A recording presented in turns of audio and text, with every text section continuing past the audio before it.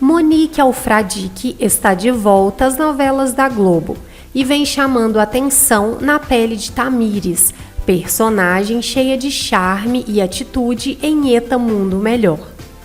Mas o que muita gente quer saber é, afinal, com quem a atriz está namorando na vida real.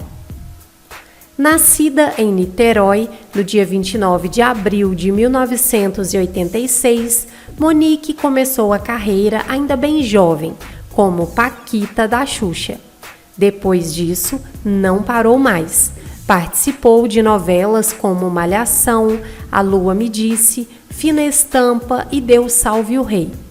Além da TV, também brilhou no teatro, no cinema e até como apresentadora. A atriz é conhecida por sua versatilidade e pelo carisma que conquista o público em qualquer papel.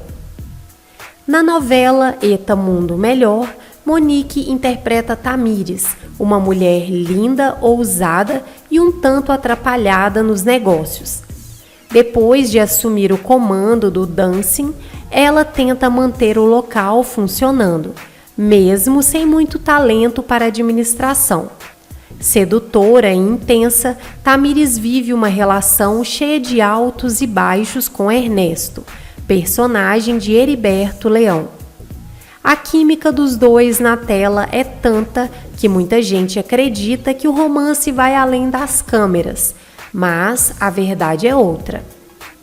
Fora da ficção, Monique Alfradique vive uma fase romântica e discreta ao lado do namorado José Roberto de Moraes Filho, empresário paulista.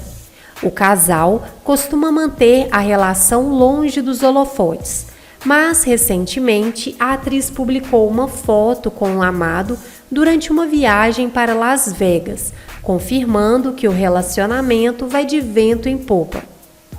Monique, inclusive, contou que vive um momento muito especial na carreira e na vida pessoal. Ela surgiu ruiva pela primeira vez para dar vida a Tamires e disse que se inspirou nas divas clássicas de Hollywood para compor o visual.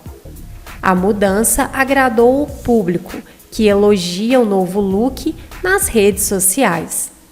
De Paquita a uma das atrizes mais queridas da Globo, Monique Alfradique mostra que talento e carisma nunca saem de moda. E agora, além de brilhar nas telinhas, também esbanja amor e felicidade na vida real, ao lado de José Roberto.